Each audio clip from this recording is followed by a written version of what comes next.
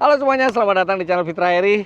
Setelah 3 tahun yang lalu kita bikin video yang serupa, sekarang kita lakukan lagi. Kita keluarkan semua mobil dari garasi dan kita kumpulkan di satu tempat.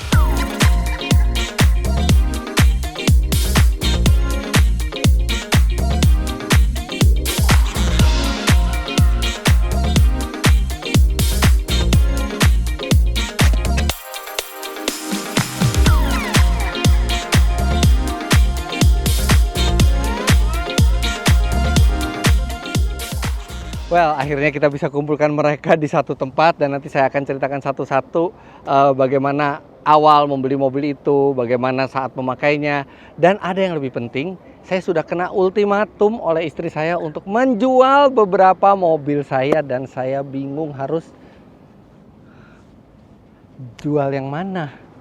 Jadi mungkin nanti Anda juga bisa membantu saya untuk menentukan mana kira-kira yang layak untuk dijual, dan saya juga akan samperin satu-satu mobil ini. Saya akan ceritakan sedikit tentang mobilnya dan kira-kira apa hambatannya kalau misalnya mobil itu harus dijual. Kita langsung masuk ke grup yang pertama.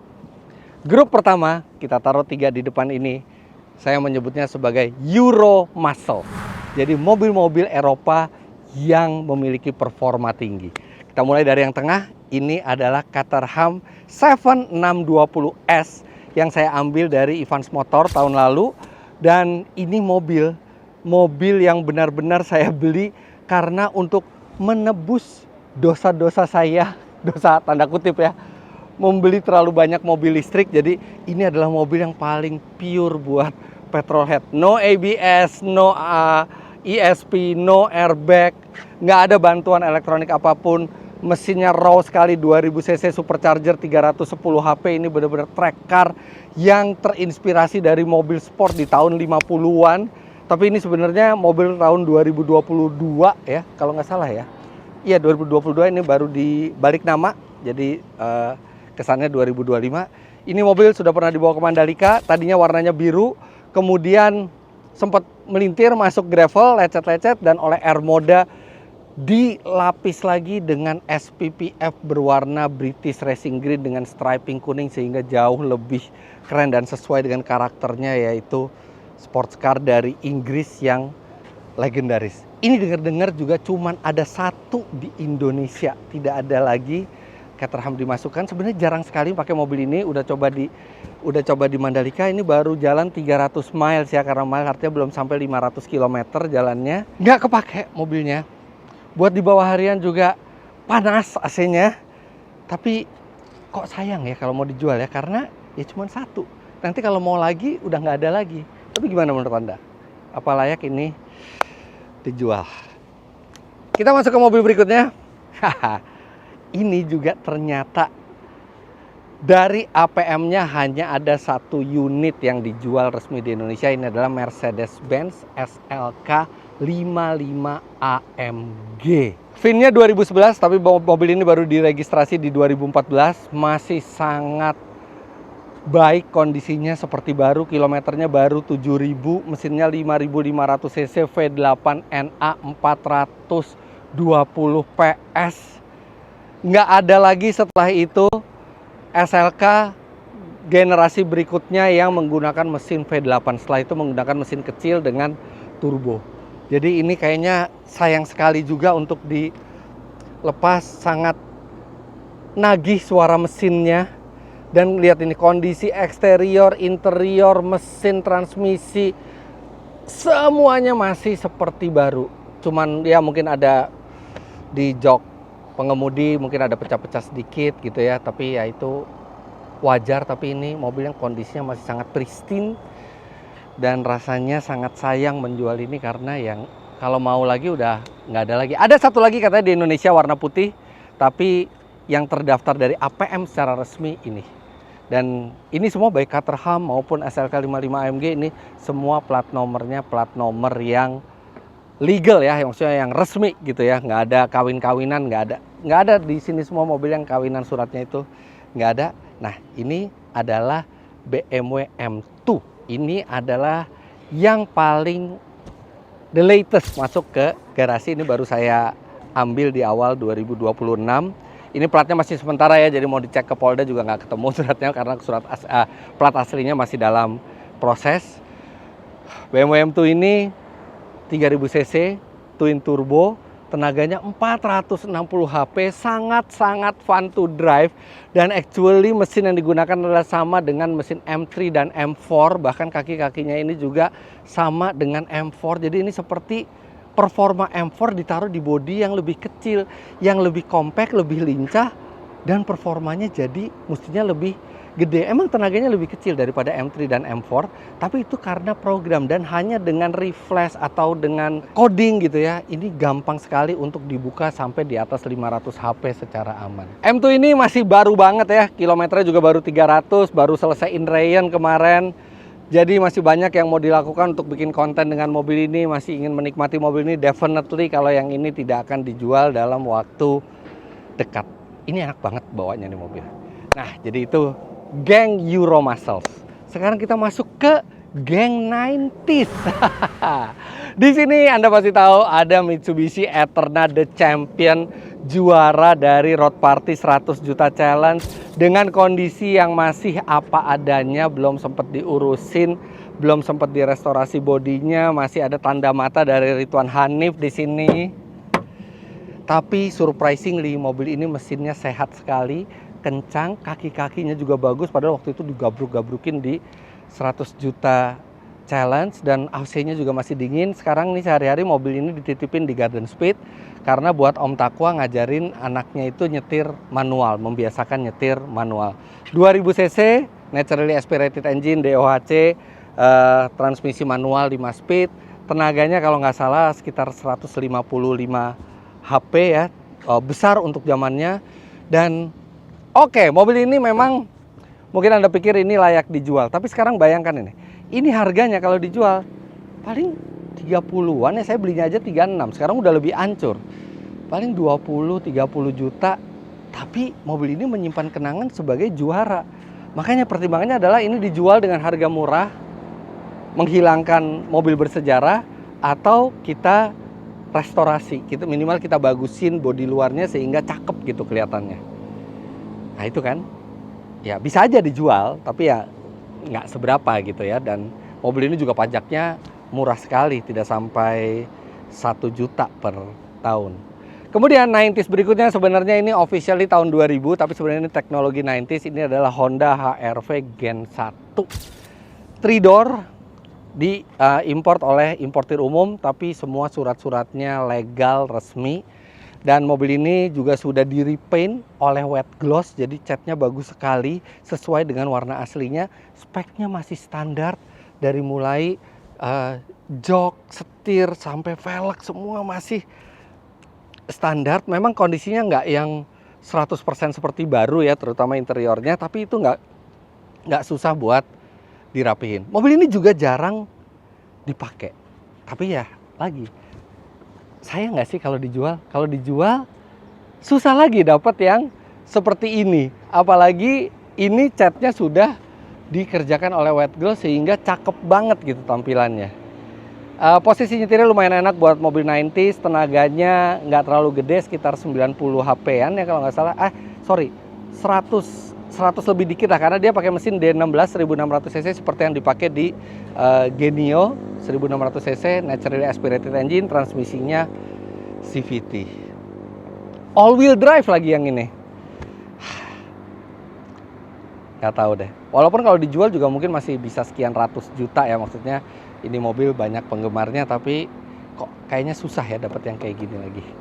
90s berikutnya, nah yang ini sih definitely kayaknya susah untuk dijual. Ini adalah Honda Prelude generasi 3, generasi terakhir yang memakai pop-up lamp. Dan mobil ini interiornya masih standar, setirnya masih standar, otomatis, velgnya nggak standar, emang kita ganti.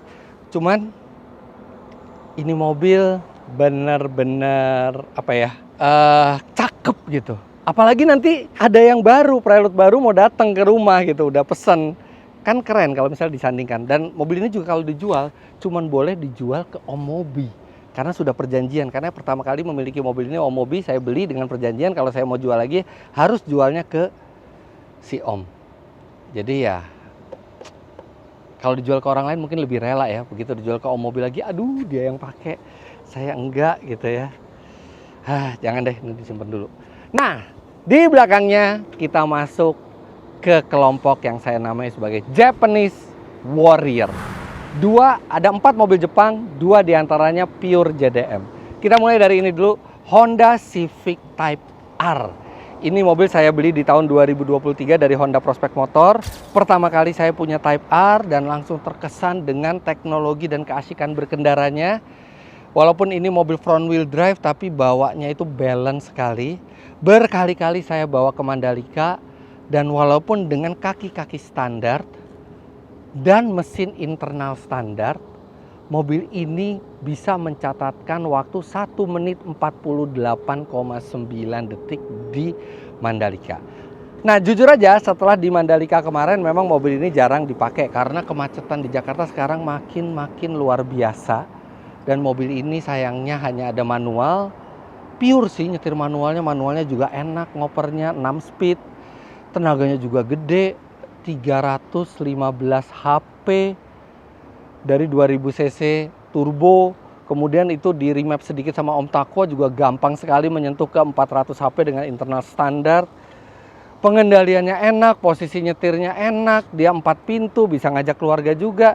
Tapi memang sejak Mandalika terakhir itu jarang dipakai ya, karena manual, jadi agak males gitu bawa mobil ini ke macet-macetan. Nah, tapi ada juga yang bilang bahwa ini ada kemungkinan, katanya ada kemungkinan ini adalah Type R terakhir yang belum elektrifikasi. Tapi kan itu baru rumor ya. Apa kita jual aja yang ini?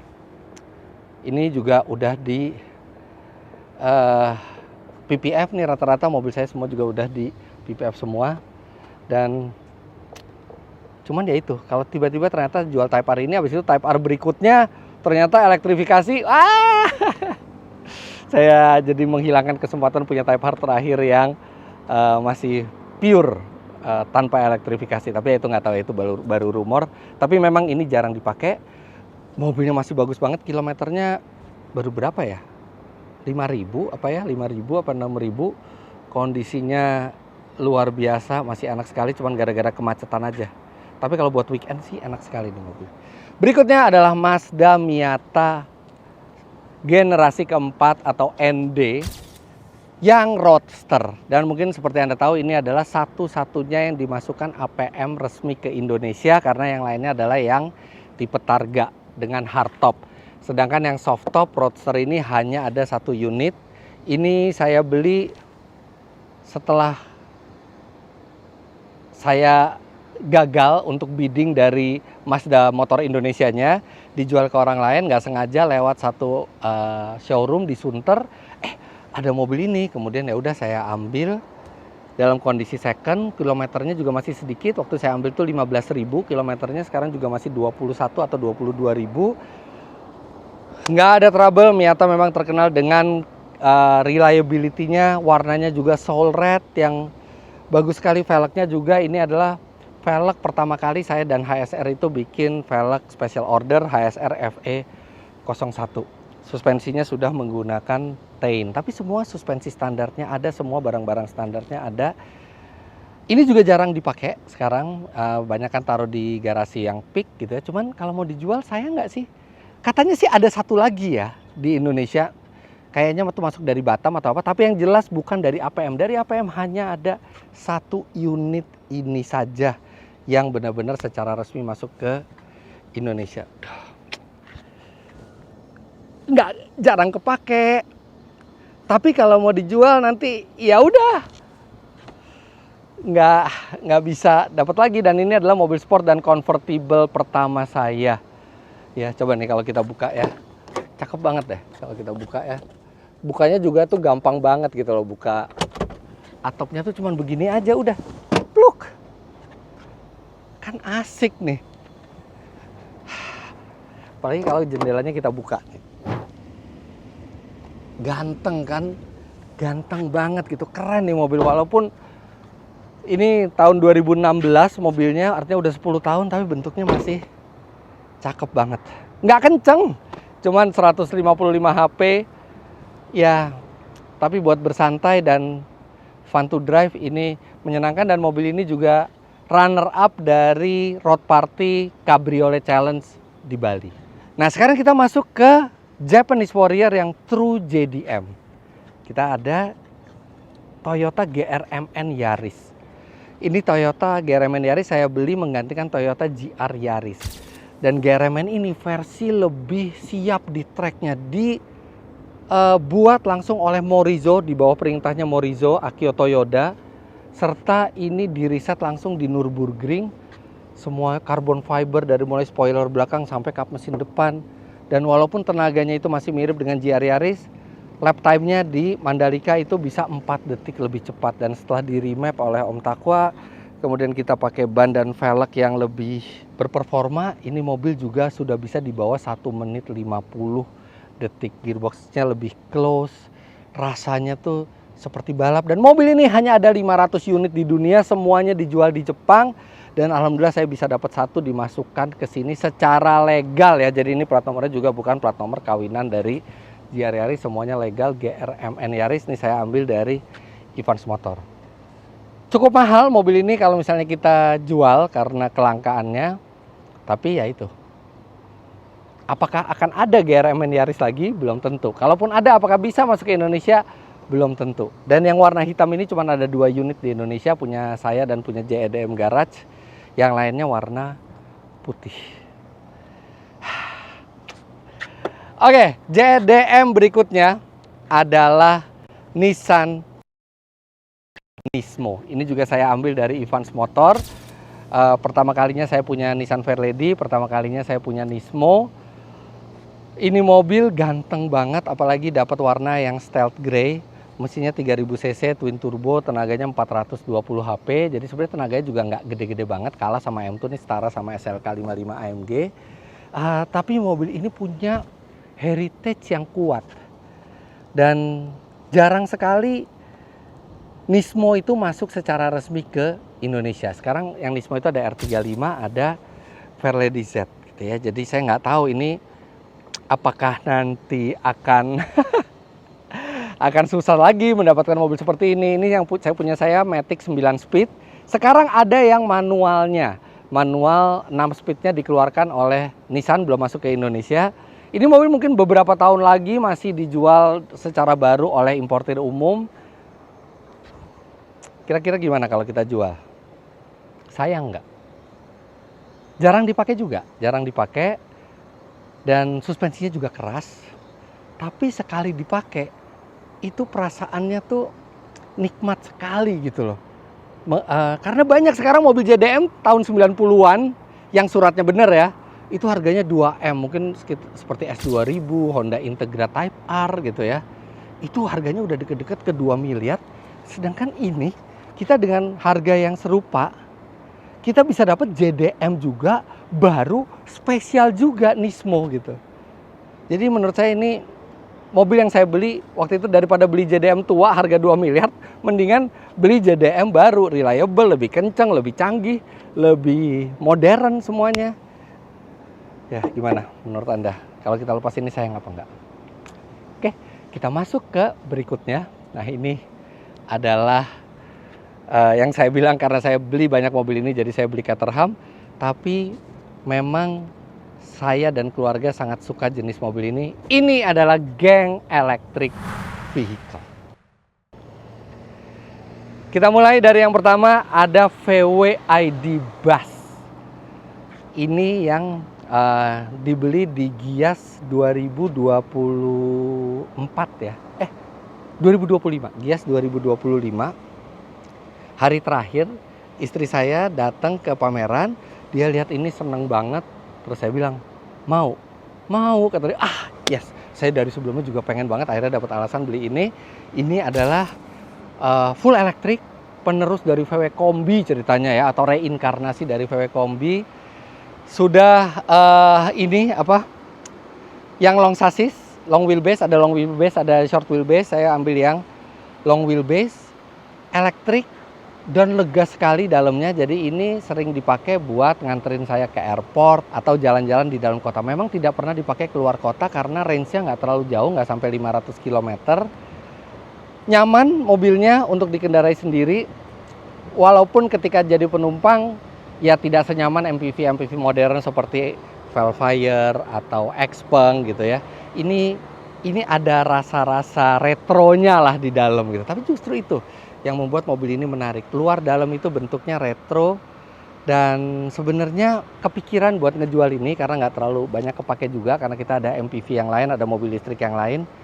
Tapi lucu banget nggak sih mobilnya? Cute gitu loh.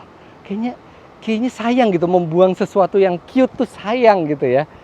Tapi nggak tahu apakah ini layak dipertahankan atau kita jual. Ini velgnya baru ganti lagi pakai HSR FE07 ya. FE07 yang keren dan special order. Dan sebelum saya lanjutkan video ini, saya mau berterima kasih ke SolarGuard yang mensupport pembuatan video ini. Dan semua mobil ini, kecuali Caterham, karena Caterham nggak pakai, itu memiliki kaca film SolarGuard. Kaca film SolarGuard sendiri saya pilih karena kemampuan penolakan panasnya sangat baik, kemudian membuat mobil itu jadi stylish, bisa gelap tapi pandangan dari dalam keluar itu visibilitasnya tetap hebat, dan jaringan purna jualnya, tanggung jawabnya sebagai produsen, after sale service-nya itu juga sangat memuaskan. Oke, kita lanjut. EV berikutnya adalah Hypertech HT. Ini mobil saya ambil kira-kira 1 tahunan yang lalu ya, 1 tahunan yang lalu. Ini SUV full elektrik yang range-nya bisa sampai 600 km. Pada saat beli ini harganya 600-an juta. Dalamnya mewah, dalamnya lega, tenaganya besar. 0-100 tuh kalau nggak salah nggak sampai 6 detik mobil ini. Dan mobil ini hampir tiap hari dipakai. Baik saya nyetir sendiri maupun Pak Sohib yang nyetir, saya di belakang. Ini mobil nyaman, lega, enak buat sehari-hari karena listrik, jadi hemat juga. Sebenarnya ya bisa-bisa aja nih dijual. Mobil ini nggak ada istimewanya, maksudnya yang nilai secara emosionalnya nggak ada. Tapi mobil ini mobil yang kepake sekali, hampir tiap hari itu dipakai. Hypertech HT, bentuknya biasa saja, tapi tidak pernah ada trouble sama sekali. Kemudian naikannya enak, baik sebagai supir maupun penumpang, dua-duanya enak, lega, bisa rebah kursinya yang belakang juga. Kayaknya susah cari di harga yang serupa itu SUV listrik yang sekencang, senyaman, selega ini dan fiturnya selengkap ini. Hypertech HT. Kemudian ada Ion UT, dan ini kayaknya nggak mungkin dijual karena ini istri saya yang pakai. Saya ambil di akhir tahun lalu, dan ini datangnya kapan ya? 2026 apa? Oh, udah akhir tahun lalu datangnya. Dan Ion UT ini dipakai tiap hari oleh istri saya untuk nganter Aura, antar jemput sekolah. Jadi ini nggak mungkin dijual. Mobilnya compact tapi dalamnya lega. Rasa nyetirnya oke lah, biasa-biasa aja, tapi nyaman mobil ini. Dan bentuknya cute sekali. Dan mobil ini masih baru, bawaan istri, definitely nggak mungkin dijual yang ini. Nah, berikutnya sebelumnya istri itu pakai ini, VinFast VF3. VinFast VF3 ini mobilnya cute juga, bentuknya keren, nyetirnya ergonomis loh, walaupun bantingannya lumayan keras, range-nya juga deket, hanya di kisaran 200 km, tenaganya juga kecil, dalamnya juga nggak terlalu besar, tapi bentuknya cute. Tadinya ini setiap hari dipakai oleh istri saya nganterin Aura, tapi sejak ada Ion UT, jadi ini dipakai oleh Farel, jadi dipakai buat nganter jemput Farel tiap hari ke sekolah. Ya kadang-kadang sih, jadi Farel itu kadang-kadang pakai mobil ini, kadang-kadang pakai Chery J6. Ini relatif baru juga, velgnya juga udah kita ganti pakai HSR KLG. Bentuknya tuh cute gitu ya. Nggak sayang sih, ngejualnya nggak sayang, tapi ya harganya juga pasti nggak gede juga gitu ya. Dan warnanya juga warna paling cakep. Mendingan kita jual atau kita modifikasi lagi supaya lebih cute lagi.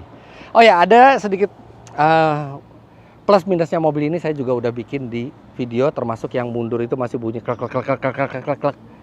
Itu ternyata kayaknya emang karakter mobilnya. Saya bawa ke bengkel juga seperti itu. Dan di suspensi depan tuh kadang suka ada bunyi brak gitu ya. Tapi itu juga bukan kerusakan, katanya itu karakternya, tapi itu bisa dibawa ke bengkel resmi untuk diganti dengan komponen baru yang tidak berbunyi seperti itu. Cuman selain itu sih nggak pernah ada masalah ya. Masalah satu-satunya cuman ini, ketika ada pagar yang tidak mau minggir dan akhirnya nyerempet mobil ini. Waktu itu istri saya yang bawa, istri saya bilang pagarnya yang salah. Yes, cuman udahlah, kita nggak mau perpanjang urusan sama pagarnya, biarin aja nih jadi tanda mata di sini. Next adalah Ioniq 5N. Ini sampai sekarang tetap saya bilang adalah the best electric car for petrolhead. Ada virtual gearboxnya, ada virtual gear shiftnya. Tenaganya besar sekali, 650 HP. Kemudian dalamnya lega, di bawahnya nyaman, suspensinya juga masih nyaman, mirip seperti Ioniq 5 biasa. Ya memang kalau dibandingin seperti BMW M2, SLK 55 atau GRMN Yaris, Nismo, Civic Type R, ya soulnya memang tidak bisa seperti mobil internal combustion. Tapi untuk sebuah mobil listrik, ini yang the best untuk petrolhead.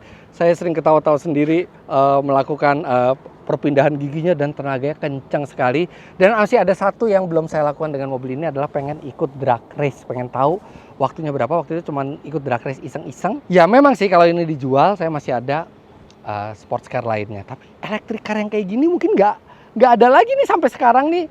Ioniq 5N belum ada pesaingnya yang elektrik yang bisa melakukan seperti yang 5N lakukan. Ini adalah salah satu masterpiece dari Hyundai. Bisa dijual, nggak terlalu banyak kepake juga, cuman saya nggak. Nextnya ada Chery J6. Jadi Chery J6 ini dia tugasnya adalah mengantar jemput Veryl. Ganti-gantian antara J6 dan VF3.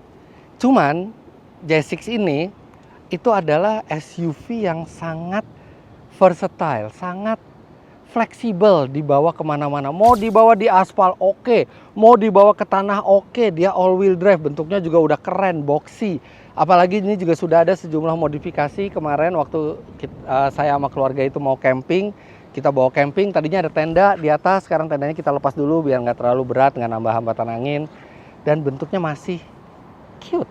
Saya memang lagi pesen iCar V23. Tapi apakah V23 bisa menggantikan ini? Mungkin aja bisa, tapi itu mobil kan masih lama datangnya ya. Dan ini juga tenaganya kuat.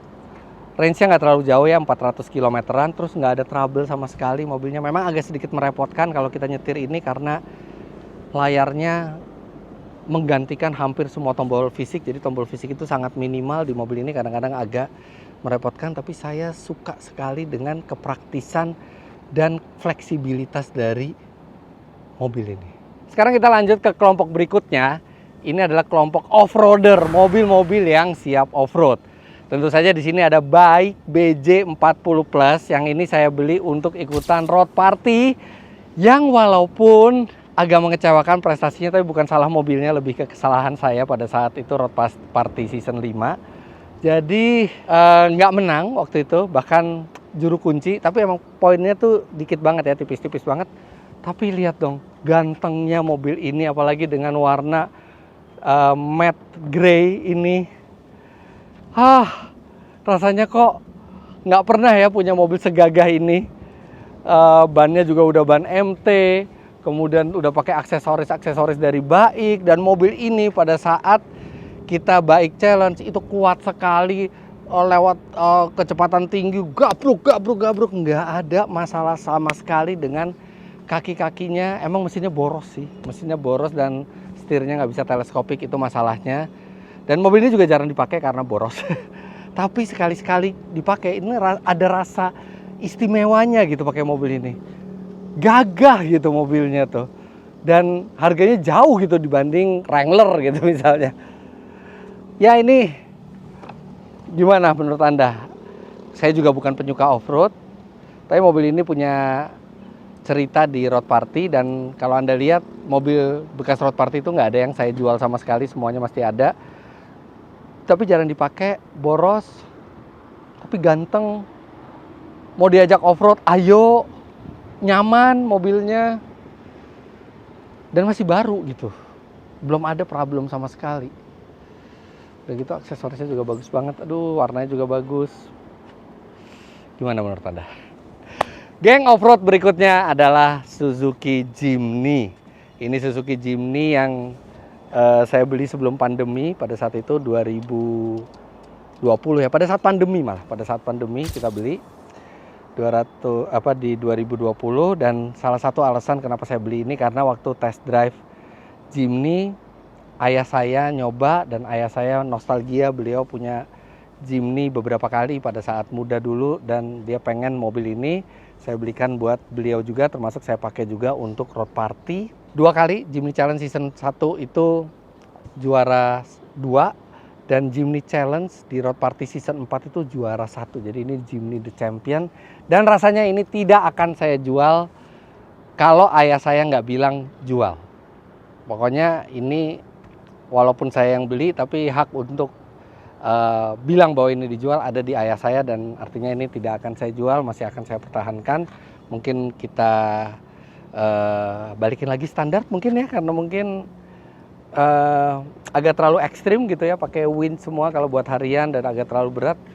Kita balikin standar lagi ya kali, cakep, lucu. Terus ini mungkin stikernya juga udah harus diganti nih, yang di atap udah agak kusam gitu. Tapi ini mobil masih nggak ada masalah sama sekali. Kilometernya juga masih dikit, 11 ribuan ya kalau nggak salah ya. Dan ini tidak akan dijual sebelum ayah saya bilang jual.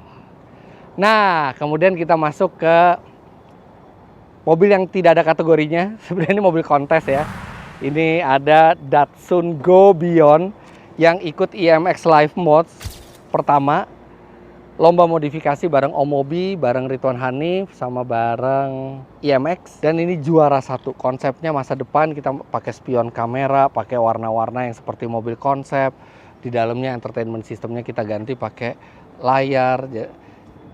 Mobil ini sangat jarang saya pakai. Yang lebih sering pakai adalah tim Fitra Eri. Jadi kadang-kadang, tadinya Abel yang pakai, sekarang Abel udah nggak di tim Fitra Eri. Kadang-kadang dipakai sama Faiz, kadang-kadang dipakai sama Mbak Nisa, Revi, Cahyadi kalau mau pakai mobil. Jadi ini istilahnya mobil yang siapa aja mau pakai boleh gitu ya. Dan mobil ini punya nilai emosional sendiri, yaitu juara IMX, mengalahkan Om Mobi dan Ridwan Hanif. Ya kondisinya udah mulai agak ini ya, udah mulai agak pudar mobilnya di batang wipernya udah agak mulai berkarat, tapi itu gampang diganti. Tapi mesin nggak ada masalah, plat nomor masih hidup semua, semua masih bekerja dengan baik Datsun Go ini. Dan kalaupun dijual juga harganya mungkin nggak seberapa gitu ya. Gimana menurut Anda? Apa kita lepas yang ini? Nah, nextnya ini heritage car. Ini adalah mobil yang dibeli oleh almarhumah ibu saya, jadi bukan saya yang beli, jadi beliau yang beli, jadi nggak mungkin saya jual juga, karena ayah saya bilang selama ayah saya masih ada, ini tolong jangan dijual gitu ya. Jadi kita maintain. Ini tahun 2013 VW Golf MK7 ini versi yang CBU, dan ini mobil masih nggak ada problem sama sekali, kilometer baru 30 ribuan, rasanya masih enak sekali. Nggak sepadan dengan harga jual secondnya, mungkin secondnya juga nggak nyampe 200 juta, tapi ini mobil rasanya tuh masih kayak mobil 400 juta gitu enaknya tuh. Mesinnya hemat, reliable, posisi duduknya enak, apalagi yang CBU ini juga udah jok kulit, velg 18 inci. Tapi ya ini karena bukan saya yang beli, bukan saya juga yang berhak menjualnya, jadi ini mungkin tidak akan dijual. Kita masuk ke geng berikutnya, adalah geng MPV bensin. Ini ada Honda BR-V. Ini pertama kali BR-V yang generasi ini keluar, langsung saya beli, menggantikan Expander pada saat itu. Saat ini tidak saya pakai mobilnya, tapi dipinjam oleh adik saya untuk sehari-hari. Jadi dia ada satu mobil genap, dan ini platnya ganjil, jadi ini untuk di tanggal ganjil dia pakai. Jadi agak kasihan juga sama adik saya kalau misalnya mobil ini saya jual gitu ya. Jadi ini bukan stay di rumah saya, dan nggak apa-apa lah, biar dipakai aja sama adik saya. Mungkin kilometernya juga udah tinggi, tapi reliable juga, nggak ada masalah sama sekali mobil ini. Dan ini mobil juga sudah diberikan sejumlah aksesoris dari Auto Project yang bikin jadi tambah keren dan tambah nyaman serta praktis di dalam. Kemudian satu lagi ada Nissan Serena e-Power generasi terbaru. Ini saya ambil juga di tahun lalu. Pertama kalinya Serena Hybrid itu masuk ke Indonesia, irit sekali bensinnya, dalamnya lega, dan ini ideal buat keluar kota. Kenapa? Karena masih pakai bensin, jadi nggak repot. Jadi ini sering kadang-kadang dibawa ke Tasik, dibawa ke Cirebon. Dan kalau lebaran, liburan lebaran, ini biasanya Pak Sohib kita pinjemin ini buat keluarganya gitu ya. Dan ini kita juga udah pakein HSR special order yang logonya itu ini apa? Logonya tuh nggak bisa miring gitu ya, jadi lurus terus. Masih sangat enak mobilnya, masih sangat irit. Dan walaupun jarang dipakai sehari-hari karena sehari-hari kita pakai mobil listrik, tapi sekali-kali kita mau keluar kota, justru ini yang kita pakai. Kemudian sebenarnya masih ada 3 mobil lagi yang belum hadir di sini. Sebenarnya di geng Japanese Warrior itu masih ada Subaru BRZ yang dipakai Farrell buat drifting. Agak repot bawanya ke sini, mobil lagi disiapin juga, lagi ganti mesin. Mesin apa nanti tunggu aja update-nya. Kemudian yang kedua ada Suzuki Katana iRockster. Itu juga hampir juara ya IMX Live Mode. Kalau dilihat dari nilainya mestinya juara, tapi karena waktu itu ada penilaian tambahan dipilih oleh rival kita juga, akhirnya poinnya kalah. Tapi kalau dari poin modifikasinya itu bagus banget. Katana iRockster nih, lihat nih seperti ini mobilnya. Kemampuan off-roadnya juga bagus. Itu sekarang saya titip di bengkelnya Om Adil. Kebetulan Om Adilnya lagi sibuk di IMS, jadi nggak bisa kita bawa ke sini. Dan ada satu lagi, yaitu Toyota Hilux Rangga yang sudah saya modifikasi seperti ini. Udah dibawa track day ke Mandalika. Ganteng banget mobilnya jadinya, performanya juga kuat banget. Cuman ya itu, lagi dipinjam oleh Toyota, dipamerin di IMS.